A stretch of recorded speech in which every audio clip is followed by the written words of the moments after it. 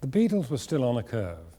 They started from a fairly low state, and they were rising rapidly and most dramatically. Eventually, that curve flattened out, and they became tired of their way of life. But now, in 1964, they were still rising, and they never disappointed me with what they were giving me. I was quite demanding on them because I wanted a new single every 3 months. I wanted a new album every 6 months, and so I was always pressurizing them. And the great thing about the Beatles was they never gave me the same thing twice. They never gave me Star Wars 2 or Star Wars 3. They gave me a new song with a new concept, and each one seemed to be better than the one before. I should have known better. Yeah, this one definitely is in the original mold. The trademark of the nice rhythm plus harmonica, blues harmonica of John, was something which established us in the first place with Love Me Do, Please Please Me, and I love that sound, I love the combinations of that. And of course with this song, I Should Have Known Better, it did work very well. It was harking back to where the Beatles started. This was their basic pop song, and I think that was the one that they needed in A Hard Day's Night. I'm Happy Just to Dance With You wasn't one of their better songs. I think that it was a bit of a pop boiler. There are a lot of people who swear by it, not I. And I think they could have done better, and they did in other songs.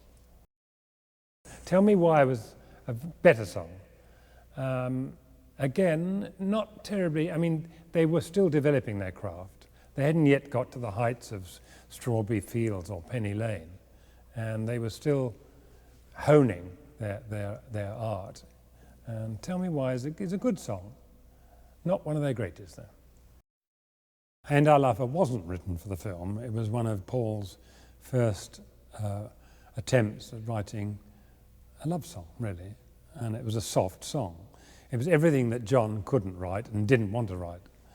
And John always sort of attacked Paul for his soft underbelly, which was his capability to move people like this. And it was a very gentle and almost conventional song. But in Paul's hands, it reminded me very much of one of the numbers that he did on his audition, which was Till There Was You, which he also recorded. It had that soft and gentle accompaniment. And of course, it was a very good foil for the film. We needed songs like that. We didn't want to have everything up-tempo, everything bashing our heads off. And it was a great one. It's still one of the best songs he's written. John had a different way of writing from Paul, of course. They were kind of the opposite sides of the same coin. But it didn't matter. They both wrote brilliant stuff independently. Sometimes they collaborated. And If I Fell was an example of John in his quieter moods and his reflective moods. But it goes along still with a nice rhythm. It isn't a dreary song by any means. It's got a nice pace to its own. Well, in the early days of recording the Beatles, my job was to parcel the thing up, make it tidy, and tell the boys how long it had to be and where we would put the song, how many times we would do it, where we would have a solo, how the beginning should start, and how to make it finish. So I would think about all this, and in the case of Can't Buy Me Love, I didn't like the idea of going straight in as Paul did. I said, you've got a good hook here. Can't buy me love. Everybody tells me so. I said, let's use that and make that as an introduction. So Paul said, well, how do you do that? I said, well, okay, let's think about it. And I put together, Can't Buy Me Love. I said, let's repeat that. Love, love, love. And that makes a beginning. That gives us a nice... People want now to hear more. So that's exactly what we did. And the other thing about Can't Buy Me Love is that not many people realize it. It is a 12-bar blues. The actual construction of it is a 12-bar blues. And they're the easiest ones to get over to people. They seem to be received so well. And it's a song that can be done by almost anybody, again. It's a great song. I did it later on with a great singer, Ella Fitzgerald, my dear Whopper, as John said. And she did a terrific version in Abbey Road Studios again, with a score by Johnny Spence, who used to do all my work with Matt Monro. And that's one of my favourite recordings. A shuffle rhythm on All My Loving, and uncharacteristic, really. I mean, it was almost, again, I think this is almost old-fashioned in a way, but with the Beatles doing it, it wasn't. It was, I think, very typical of their early work, and Dick Lester loved it. He thought it should be, very much would be a part of the film, so it went in. I remember talking to some mums and dads who didn't like Beatles. You know, they didn't like the rough mop tops and the raucousness and all that kind of thing. Looking at it today, it's amazing, isn't it? But they thought they were rather wild. And they couldn't hear the music for the noise. So if they got a song like All My Loving or something, they wouldn't even start to listen to it. We had to convert them. We had to make them aware that this music was great. And one of the ways of doing that in the film was to underscore with the tunes as well as the songs. Well, I think the whole thing about Ringo was that we always like to have a Ringo track on an album to include him in the family, so to speak. But we all recognise that Ringo didn't have the greatest voice in the world, or they had a great personality, and his range wasn't exactly great. So he had to have really a song which didn't have more than about 5 or 6 notes in it. You know, I'm being very practical here.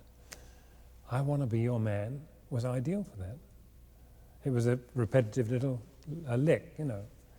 Da da da da da da da da da da da da. It was a kind of almost a child's chant, and suited Ringo down to the ground, and he did it very well. George in the early days was very ambitious to be like John and Paul, but of course John and Paul kicked each other off. They had a rivalry which George didn't share, and only too obviously they were better songwriters than George. So Paul or George had to struggle. He didn't work as fast as they did either. He used to, when he wrote a song, he would take a while and he would sort of work at it and hone it to get it right.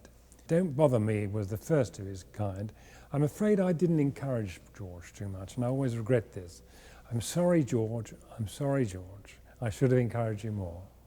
But as he later on, of course, he developed into a great songwriter, and Something is one of the best love songs ever written. She Loves You. She Loves You was their third hit, their fourth record, their third big hit, third number one. And again, they hadn't disappointed me. It was completely different from what went before, which was From Me to You. And I do remember when they first played it to me, I loved it. But when they ended the phrase on a sixth, as they do, in the harmonies, it was a bit like Glenn Miller. And I said, I wonder if they're doing the right thing here. Isn't this a bit unhip, laddies? They looked at me as I was mad. And Paul said, it's great. It's great. I said, I've heard it so many times before.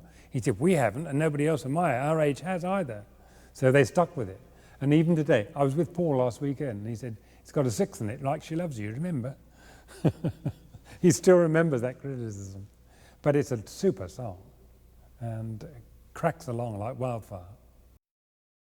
This Boy was a very softy kind of song for the Beatles.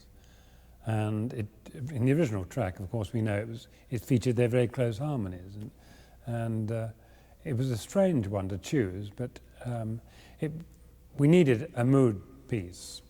Ringo going off by himself, slightly melancholy, going along the towpath and not very sure what's going to happen.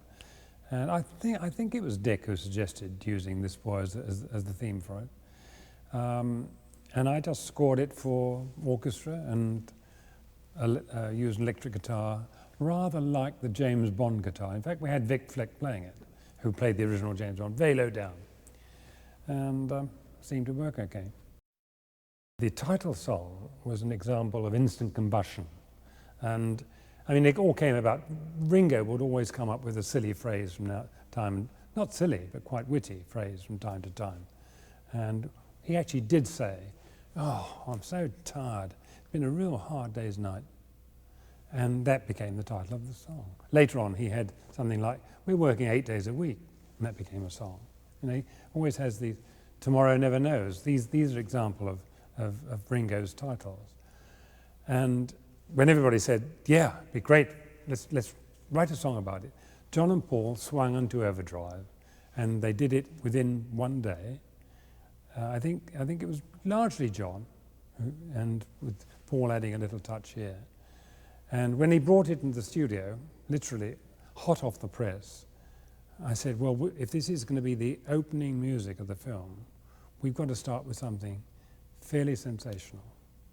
It's got to attract everybody's attention." So John said, "What do you reckon then?" I said, "How about one single chord that's going to knock people's socks off?"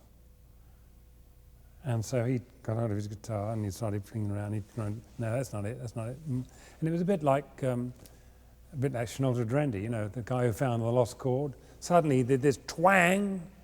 I said, "That's it, great, we'll stick that on the front." And you know, to this day, I still don't know what that chord was, but it's a very good one. And it sort of set the whole tone for the song and for the whole film, because we knew that what was going to follow was going to be dramatic, wonderful, funny, exciting, and everything else.